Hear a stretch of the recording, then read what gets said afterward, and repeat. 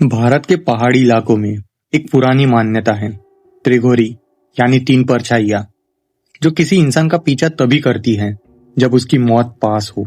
लोग इन्हें काल त्रिगोरी कहते हैं। महेश एक स्कूल टीचर था, शांत, साधारण और अपनी पत्नी के साथ खुश। एक शाम वो स्कूल से पैदल घर लौट रहा था। शाम ढल चुकी थी, सड़क सुनसान हो चुकी थी।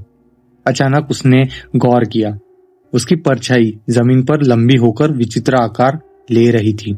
पहले तो उसने सोचा रोशनी का खेल होगा, लेकिन फिर उसे कुछ अजीब दिखा। उसकी अपनी परछाई के साथ दो और परछाइयां खड़ी थी, बिल्कुल चुप।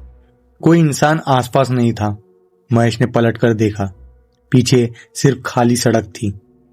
जब दोबारा नीचे देखा, तीनों परछाइयां धीरे धीरे उसकी परछाई को छूने लगी, जैसे उसे निगल लेना चाहती हो। महेश डरकर भाग पड़ा। उस रात महेश सो नहीं पाया। पत्नी को सब बताया, पर उसने इसे थकान कहा।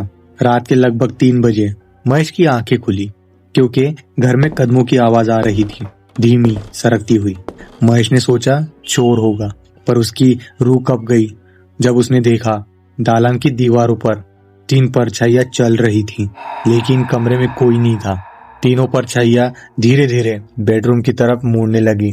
उनका आकार इंसानी नहीं था, लंबे हाथ, टेढ़ी गर्दन और सिर बिल्कुल झुका हुआ। और एक बात सबसे डरावनी थी, उनमें से किसी की भी परछाई महेश से बिल्कुल नहीं मिलती थी। महेश अगले दिन गांव के सबसे बुजुर्ग बाबा से मिलने गए। बाबा ने उसे देखते ही कहा, तेरे पीछे 3 परछाइयां खड़ी हैं, तू उन्हें नहीं देख पा रहा, पर वो तुझे साफ देख रही हैं। महेश ने डर के मारे पूछा, ये कौन है? कौन है बाबा? बाबा बोले, ये त्रिगोरी है। 3 आत्माएं उस मनुष्य पर आती है जिसकी मृत्यु तय हो। पहली परछाई तेरी नजदीकी मौत है, दूसरी तेरी बिना कही गई सच्चाई है, और तीसरी वो आत्मा जिसे तूने कभी याद भी नहीं किया, और वो तुझे अपने साथ ले जाएगी। महेश कांप गया। महेश रात को सोया तो कमरे का तापमान अचानक गिर गया, जैसे ठंडी हवा भीतर घुस गई हो। उसकी पत्नी गहरी नींद में थी।